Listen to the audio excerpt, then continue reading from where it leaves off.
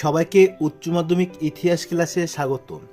আজকের এই ক্লাসে আলোচনা করব উচ্চ মাধ্যমিক ইতিহাসের মোট 24টি এমসিকিউ ও 16টি এসএকিউ। যারা 2024 সালে উচ্চ মাধ্যমিক পরীক্ষা দেবে এবং যাদের ইতিহাস সাবজেক্টটি আছে তাদের কাছে এই ক্লাসটি খুবই গুরুত্বপূর্ণ, কারণ এই ক্লাসে মোট 24টা এমসিকিউ ও 16টা এসিকিউ বাছাই করা প্রশ্ন আলোচনা করব। পার্ট এর এক দাগ, প্রতিটি প্রশ্নের বিকল্প উত্তরগুলির মধ্যে থেকে সঠিক উত্তরটি বেছে নিয়ে লেখো। প্রথম অধ্যায়, অতীত স্বরূপ। এই অধ্যায় থেকে তোমাদের এমসিকিউ আসবে মোট দুটো। তো এই অধ্যায় থেকে যে দুটো কোশ্চেন রাখা হয়েছে, প্রথম কোশ্চেন হলো প্যারালাল মিথস গ্রন্থের লেখক ছিলেন। তাহলে উত্তর হবে অপশন বি, প্যারালাল মিথস গ্রন্থের রচয়িতা হলেন বিয়ার লেইন। দুই দাগ, মৌখিক ইতিহাসের গুরুত্বপূর্ণ উপাদান হলো।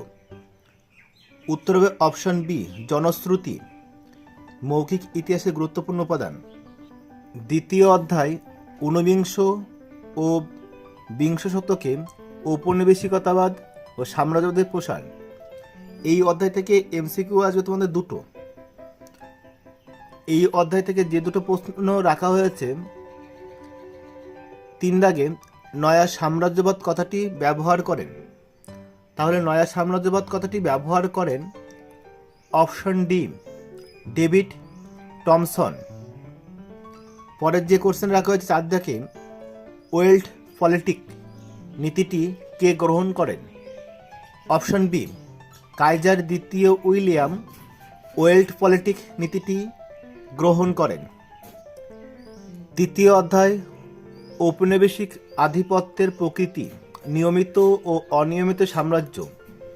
এই অধ্যায় থেকে তোমাদের 3টে এমসিকিউ কোশ্চেন পরীক্ষায় আসবে। তা এই অধ্যায় থেকে যে প্রশ্নগুলো রাখা হয়েছে, 5 দাগে বাংলার প্রথম স্বাধীন নবাব ছিলেন। তাহলে বাংলার প্রথম স্বাধীন নবাব কে ছিলেন? উত্তর হবে অপশন এ, মুর্শিদ কুলি খাঁ। 6 দাগ, বন্দিবাসের যুদ্ধ হয়েছিল। তাহলে বন্দিবাসের যুদ্ধ হয়েছিল 1760 সালে। 7 দাগ, মীর কাসিম বাংলার রাজধানী স্থানান্তর করেন। অপশন এ, মুঙ্গেরে মীর কাসিম বাংলার রাজধানী স্থানান্তরিত করেন। চতুর্থ অধ্যায়, সাম্রাজ্যবাদের বিরুদ্ধে প্রতিক্রিয়া। এই অধ্যায় থেকে এমসিকিউ আসবে মোট 3টে। এই অধ্যায় থেকে যে প্রশ্নগুলো রাখা হয়েছে, 8 দাগে 1829 খ্রিস্টাব্দে যে পত্রিকায় সর্বপ্রথম বাঙালি মধ্যবিত্তের কথা বলা হয় সেটি হলো। উত্তর হবে অপশন বি, বঙ্গদূত। 9 দাগ, প্রথম বাংলা সংবাদপত্র হলো। তাহলে প্রথম বাংলা সংবাদপত্র হলো অপশন এ, সমাচার দর্পণ। 10 দাগ, আধুনিক ভারতের ইরাসমাস বলা হয়। তাহলে আধুনিক ভারতের ইরাসমাস বলা হয় অপশন সি, রাজা রামমোহন রায়কে। পরের অধ্যায়, পঞ্চম অধ্যায়, ঔপনিবেশিক ভারতের শাসন। এই অধ্যায় থেকে এমসিকিউ আসবে মোট 3টে। এই অধ্যায় থেকে যে প্রশ্নগুলো রাখা হয়েছে, 11 দাগে ইন্ডিয়া টুডে গ্রন্থের রচয়িতা হলেন। তাহলে ইন্ডিয়া টুডে গ্রন্থের রচয়িতা হলেন option B, doctor Rajani Palme Dutta. 12 দাগ, মিরাট ষড়যন্ত্র মামলায় অভিযুক্ত নন। তাহলে মিরাট ষড়যন্ত্র মামলায় অভিযুক্ত নয় অপশন সি, সোমনাথ লাহিড়ী। মিরাট ষড়যন্ত্র মামলায় অভিযুক্ত নন। আর বাদ বাকি যে 3জন আছে, এরা মিরাট ষড়যন্ত্র মামলায় অভিযুক্ত। 13 দাগ, সাইমন কমিশন কত খ্রিস্টাব্দে ভারতে এসেছিল? তাহলে সাইমন কমিশন ভারতে এসেছিল অপশন বি, 1927 খ্রিস্টাব্দে। ষষ্ঠ অধ্যায়, দ্বিতীয় বিশ্বযুদ্ধ ও উপনিবেশ সমূহ। এই অধ্যায় থেকে এমসিকিউ আসবে মোট 3টে। এই অধ্যায় থেকে যে কোশ্চেনগুলো রাখা হয়েছে তা হলো 14 দাগে, দ্বিতীয় বিশ্বযুদ্ধের সময় মার্কিন রাষ্ট্রপতি ছিলেন। তাহলে মার্কিন রাষ্ট্রপতি ছিলেন দ্বিতীয় বিশ্বযুদ্ধের সময় অপশন সি, রুজভেল্ট দ্বিতীয় বিশ্বযুদ্ধের সময় মার্কিন রাষ্ট্রপতি ছিলেন। 15 দাগ, আজাদ হিন্দ সরকার প্রতিষ্ঠিত হয়েছিল কোথায়? তাহলে আজাদ হিন্দ সরকার প্রতিষ্ঠিত হয়েছিল অপশন ডি, সিঙ্গাপুরে। 16 দাগ, এশিয়ার আলো বলা হয়, তাহলে এশিয়ার আলো বলা হয় অপশন বি, জওহরলাল নেহরুকে এশিয়ার আলো বলা হয়। 7ম অধ্যায় ঠান্ডা লড়াইয়ের যুগ, এই অধ্যায় থেকে এমসিকিউ আসবে মোট 4টে। এই অধ্যায় থেকে যে প্রশ্নগুলো রাখা হয়েছে, 17 দাগ, বেস্টন নীতির প্রবক্তাকে? তাহলে বেস্টন নীতির প্রবক্তা হলো অপশন ডি, কেন্নান। 18 দাগ, ন্যাটো গঠিত হয়, তাহলে ন্যাটো গঠিত হয় অপশন সি, 1949 সালে ন্যাটো গঠিত হয়। 19 দাগ, দিয়েন বিয়েন ফুর যুদ্ধে জয়ী হয়, তাহলে দিয়েন বিয়েন ফু যুদ্ধে জয়ী হয় অপশন এ, ভিয়েতনাম। 20 দাগ, প্রথম নির্জোট বেলগ্রেড সম্মেলনের সভাপতিত্ব করেন অপশন এ, জোসেফ টিটো। প্রথম নির্জোট বেলগ্রেড সম্মেলনের সভাপতিত্ব করেন। 8ম অধ্যায় অব উপনিবেশিকরণ, এই অধ্যায় থেকে এমসিকিউ আসবে মোট 4টে। এই অধ্যায় থেকে যে প্রশ্নগুলো রাখা হয়েছে তা হলো 21 দাগ, নিয়ন্ত্রিত গণতন্ত্র ধারণাটি কোন ব্যক্তির সঙ্গে সম্পর্কিত?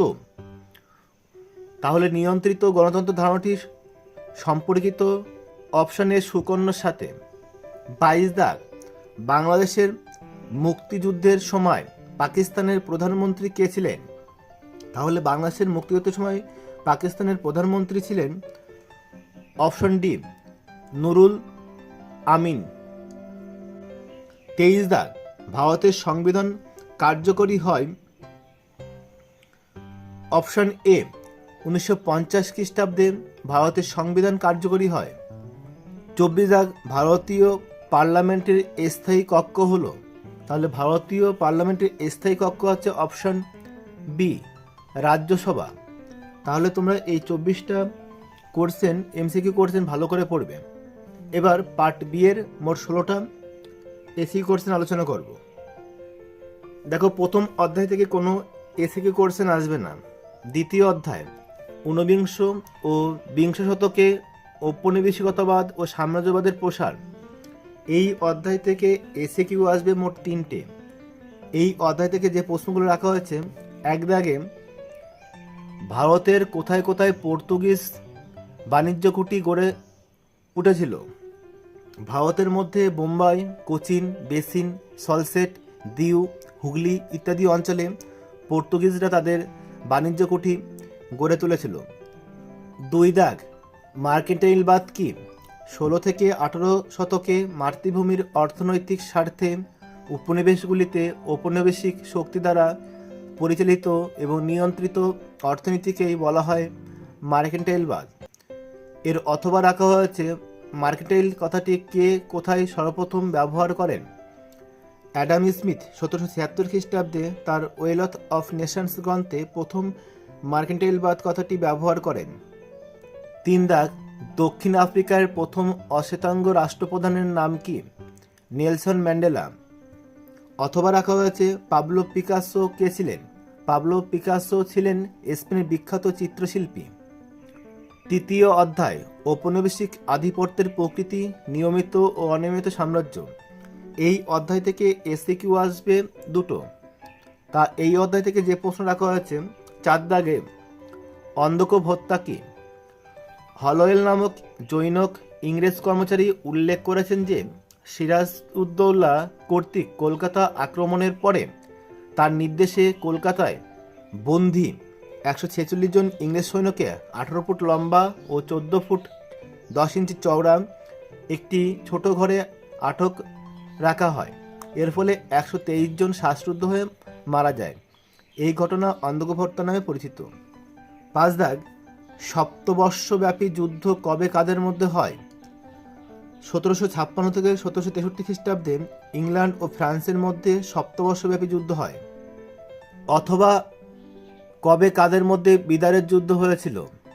বিদারের যুদ্ধ 1759 খ্রিস্টাব্দে ভারতে ইংরেজ বাহিনী ও ওলন্দাজ বাহিনীর মধ্যে হয়েছিল। চতুর্থ অধ্যায় সাম্রাজ্যবাদের বিরুদ্ধে প্রতিক্রিয়া। এই অধ্যায় থেকে এসিকিউ কোশ্চেন আসবে মোট 3টে।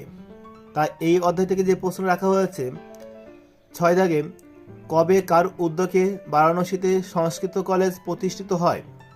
1791 খ্রিস্টাব্দে জোনাথন ডানকান বারাণসীতে সংস্কৃত কলেজ প্রতিষ্ঠা করেন। অথবা প্রাচ্য ও পাশ্চাত্য দ্বন্দ্ব কি? 1813 সালে সনদ আইনে ভারতীয়দের শিক্ষার জন্য বার্ষিক 1 লক্ষ টাকা বরাদ্দ করা হয়।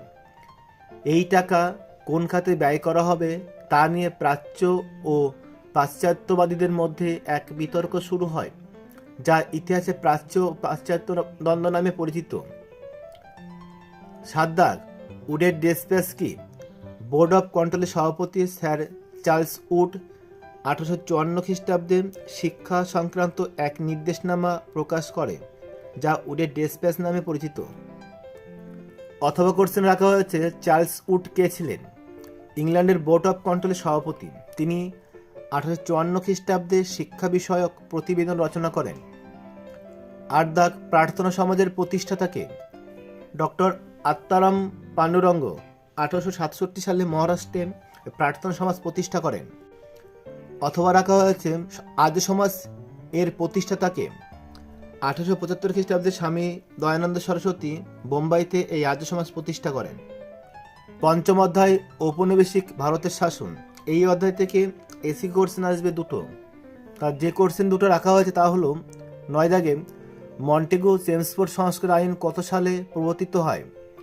1919 সালে। অথবা রাখা হয়েছে হোম রুল কথাটির অর্থ কী? স্বায়ত্তশাসন। 10 দাগ, মিরাট ষড়যন্ত্র মামলা বলতে কি বোঝায়? ভারতের বামপন্থী শ্রমিক আন্দোলনের কণ্ঠরুদ্ধ করার জন্য ব্রিটিশ সরকার 1929 খ্রিস্টাব্দে এস.এ. ডাঙ্গে, মুজাফর আহমেদ সহ 33 জন বামপন্থী নেতাকে গ্রেপ্তার করে তাদের বিরুদ্ধে যে মামলা দায়ের করেন তা মিরাট ষড়যন্ত্র মামলা নামে পরিচিত। অথবা বিভাজন ও শাসননীতি বলতে কি বোঝো? জাতি, ধর্ম, ভাষা ইত্যাদির মাধ্যমে বিভেদ সৃষ্টির মাধ্যমে একটি দেশের জাতীয়তাবাদী শক্তিকে দুর্বল করে সাম্রাজ্যবাদী শাসক তাদের শাসনকে দীর্ঘস্থায়ী করার কৌশল গ্রহণ করে। প্রাচীন রোমান সাম্রাজ্যে এই নীতি গ্রহণ করা হয়েছিল। এই নীতি বা কৌশল বিভাজন ও শাসন নীতি নামে পরিচিত।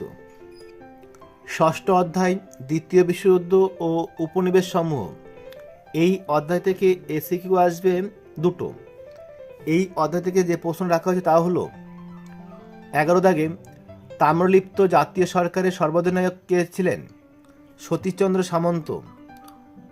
অথবা দি ইন্ডিয়ান স্ট্রাগল গ্রন্থটির রচয়িতা কে? Subhash Chandra Bose the Indian struggle গ্রন্থটি রচনা করেন। 12 দাগ, আজাদ হিন্দ বাহিনী ঝাঁসি রানী ব্রিগেডের নেতৃত্ব কে দেন? ক্যাপ্টেন লক্ষ্মী স্বামীনাথন। অথবা কোশ্চেন রাখা হয়েছে ভারতের সংবিধান সভার সভাপতি কে ছিলেন? ডক্টর রাজেন্দ্র প্রসাদ। 7ম অধ্যায় ঠান্ডা লড়াইয়ের যুগ। এই অধ্যায় থেকে এসিকিউ কোশ্চেন আসবে মোট 2টো। তা এই অধ্যায় থেকে যে কোশ্চেন 2টো রাখা হয়েছে 13 দাগে, দিয়েন বিয়েন ফু ঘটনা কি? 1954 খ্রিস্টাব্দের মার্চে ফরাসি সেনাপতি নেভারে ভিয়েতনামের দিয়েন বিয়েন ফুতে যে দুর্গ নির্মাণ করেন তা জেনারেল গিয়াফের নেতৃত্বে ভিয়েতমিন বাহিনী দ্বারা ধ্বংসপ্রাপ্ত হয় এবং ফরাসি সেনাপতি আত্মসমর্পণ করেন। এই ঘটনা হচ্ছে দিয়েন বিয়েন ফু নামে পরিচিত। অথবা মার্শাল পরিকল্পনা কি? 1947 খ্রিস্টাব্দের 5 জুন আমেরিকার হার্ভার্ড বিশ্ববিদ্যালয়ের এক ভাষণে আমেরিকার বিদেশমন্ত্রী জর্জ সি মার্শাল যুদ্ধ বিধ্বস্ত ইউরোপে আর্থিক পুনরুজ্জীবনের লক্ষ্যে এক পরিকল্পনা পেশ করেন, যা মার্শাল পরিকল্পনা নামে পরিচিত। 14 দাগ, প্রথম নির্জোট সম্মেলন কোথায় অনুষ্ঠিত হয়েছিল? 1961 সালে 1 থেকে 6 ডিসেম্বরে যুগোস্লাভিয়ার রাজধানী বেলগ্রেড শহরে এই প্রথম নির্জোট সম্মেলন অনুষ্ঠিত হয়েছিল। অথবা মার্শাল টিটো কে ছিলেন? যুগোস্লাভিয়ার রাষ্ট্রপ্রধান ও জোট নিরপেক্ষ আন্দোলনের প্রথম সারির নেতা। 8ম অধ্যায় উপনিবেশীকরণ। এই অধ্যায় থেকে এসিকিউ কোশ্চেন আছে দুটো, তাই এই অধ্যায় থেকে যে প্রশ্নগুলো রাখা হয়েছে তা হলো 15 দাগ, নেহরু মহলানবিশ মডেল কাকে বলে? প্রখ্যাত ভারতীয় পরিসংখ্যানবিদ পিসি মহলানবিশ 1955 সালে দ্বিতীয় পঞ্চবার্ষিকী পরিকল্পনার খসড়া বা মডেল তৈরি করেন। প্রধানমন্ত্রী নেহরু সামান্য সংশোধনের পর এটি প্রয়োগ করেন। এটিকেই বলা হয় নেহরু মহলানবিশ মডেল। অথবা বেন বেল্লাকে? স্বাধীন আলজেরিয়ার প্রথম রাষ্ট্রপতি ছিলেন বেন বেল্লা। 16 দাগ, কার নেতৃত্বে কবে ভারতের পরিকল্পনা কমিশন গড়ে ওঠে? ভারত স্বাধীন হওয়ার পর 1950 সালে প্রথম প্রধানমন্ত্রী পণ্ডিত জওহরলাল নেহরুর নেতৃত্বে যোজনা কমিশন বা পরিকল্পনা কমিশন গড়ে তোলা হয়। অথবা অপারেশন সার্চলাইট কি? 1971 খ্রিস্টাব্দে পশ্চিম পাকিস্তানের জেনারেল ইয়াহিয়া খান পূর্ব পাকিস্তানের সামরিক গভর্নর টিক্কা খানকে বাঙালি নিধনের নির্দেশ দেন। পশ্চিম পাকিস্তানের এই সরকারি নির্দেশ অপারেশন সার্চলাইট নামে পরিচিত। ক্লাসটি ভালো লাগলে লাইক করো, তোমাদের বন্ধুদের শেয়ার করো, আর যারা আমার এই চ্যানেলে নতুন তারা অবশ্যই চ্যানেলটিকে সাবস্ক্রাইব করো। আবার দেখা হবে পরের ক্লাসে। সে পর্যন্ত সবাই ভালো ও সুস্থ থেকো।